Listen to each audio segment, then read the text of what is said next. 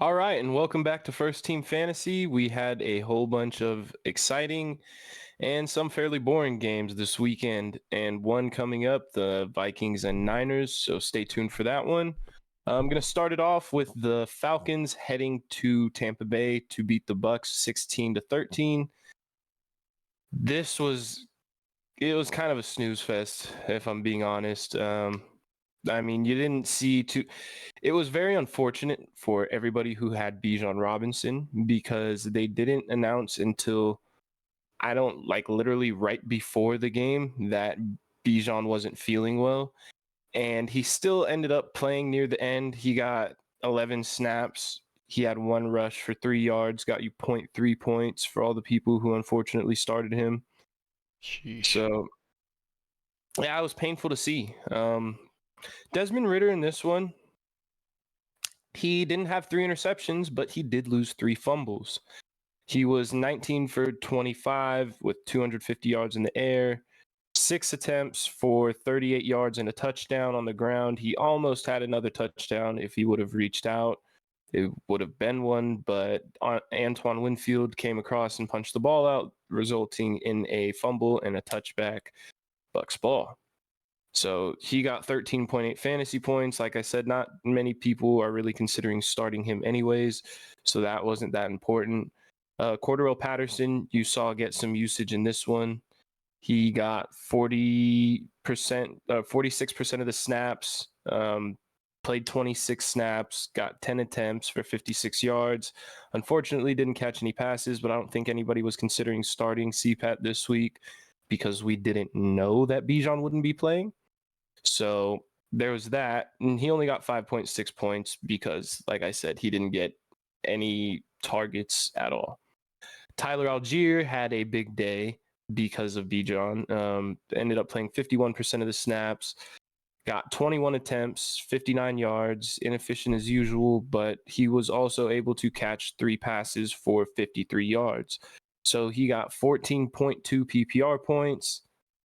I mean, I don't think many people were starting Tyler Algier because, like we said, we had no idea of the Bijan news. So if you were starting him out of some, form of just reaching and because you're panicking, then they're, good for you. Round of applause. Take a victory lap. Jonnu Smith, this one kind of sucked because he started the game great. Got 3 catches on the first drive for 27 yards, and that was it. Yeah. The whole rest of the game did not get another target.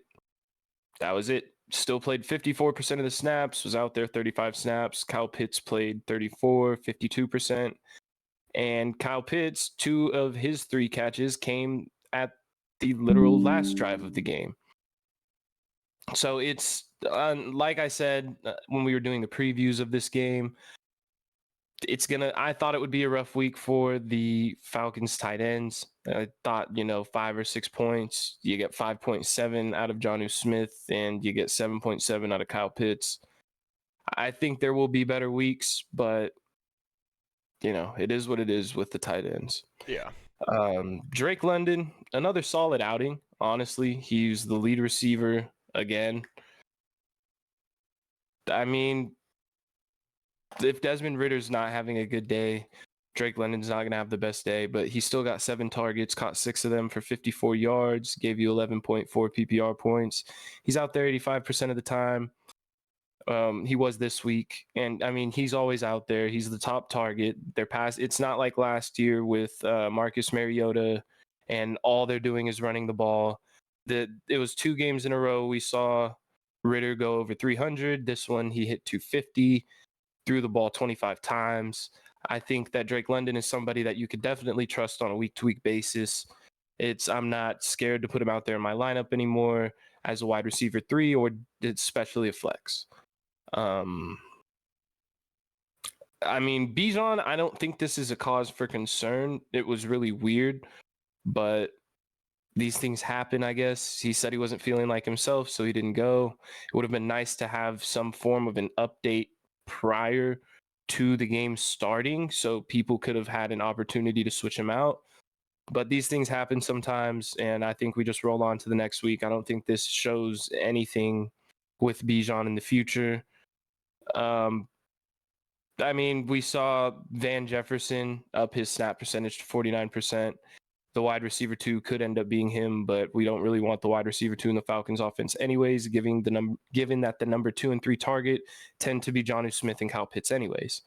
So, I mean, I think on a week-to-week basis, we're seeing the same thing. You're able to start Drake London with confidence now. Kyle Pitts and Jonnu Smith, we've seen the lows, we've seen the highs.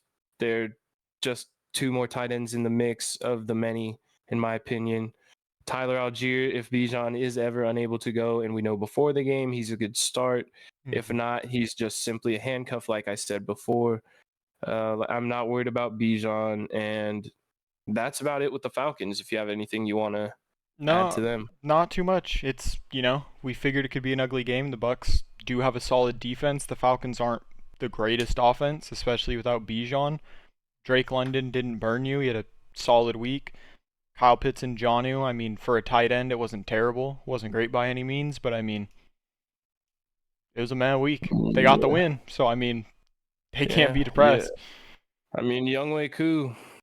If you got Younghoe Koo, you had a good week. Yeah. Hit a walk-off 51-yarder. So, but yeah, I mean, we did know that this was going to be a tough matchup for both sides of the ball going into the Bucs side. I mean, you saw more positive days for some of the main guys. Baker Mayfield, 27 for 42, 275 yards, had a touchdown, an interception, 3 rushing attempts for 32 yards, lost a fumble. He got you 17.2 PPR points in a game that I wasn't really considering starting him anyways. So if you're kind of backed into a corner needing a quarterback and, went with him, it was a whole lot better than if you were to unfortunately go to Deshaun Watson. So Rachaad White, inefficient on the ground yet again, but he's one of the guys that's not really what we look for. And his pass catching was what got it done for him. 6 catches for 65 yards on 6 targets. I mean, I'm not saying we're going to see that on a week-to-week basis, but just, Baker Mayfield's not necessarily the best quarterback. Rachaad White, I rewatched that game, was just open a lot, and he gives him somewhere to dump the ball off to. And one aside from Mike Evans, Chris Godwin, he's one of the few that I do feel comfortable. He's had his bye. He played 75% of the snaps. You're not really getting anything taken away by Keyshawn Vaughn. Chase Edmonds still isn't playing yet. When he comes back, we'll see, but I still don't think. I think it's Rachaad White's backfield. And like I said in the preview, he's a pure volume play. And if he continues to have this, relevance from a PPR standpoint, then he's a great start every week. Mm-hmm. Mike Evans, another great day. 6 catches on 8 targets, 82 yards. He had the long touchdown, 20.2 PPR points. I mean, have a day, Mike Evans. Yeah. That's what we talked about. Baker likes throwing the long ball. Mike Evans is good at catching the long ball. Burned AJ Terrell on a great route. And I mean, what do you say? You're starting Mike Evans pretty much every week, except, you might think twice when they play the Saints, but you're still starting him. Chris Godwin, 6 catches on 12 targets, only 66 yards. He finished with 12.6 PPR points. It was the most Chris Godwin day of Chris Godwin days. Yeah, I mean, the one thing, I guess he's questionable now, so we'll have to look into that as the week goes. When we have our injury update, we will provide you with whatever knowledge we have on that. But yeah, I mean, like I said, it's what Chris Godwin's going to probably give you. If he doesn't get you a touchdown, he's not a real big run like yards after the catch. He did have a nice catch and run because there's no one around, but he's kind of a Michael Thomas-esque type of receiver. Yeah. The tight end Cade Otton, someone we've talked about. I said I didn't really like him in this matchup. He actually had a really nice day for a tight end, caught 5 or 6 passes for 43 yards. He's out there for 96% of the snaps. He's a guy who's had his bye already. So if you're in a tough spot at the tight end position, I guess I don't hate that. When your tight ends are out there for 96% of the time, the chances of them getting a target are a lot higher than the ones who are out there, like, Gerald Everett is around 50. There's other guys that are out there on 50, 70, 60%. I mean, this guy being out there almost 100% of the time, that's something, at the very least, he's on the field. But that's all I have for this game. And the next episode, which game are you going to cover, Derek? Will be the Raiders and Bears. Disgusting. I'll pour one out for you, buddy.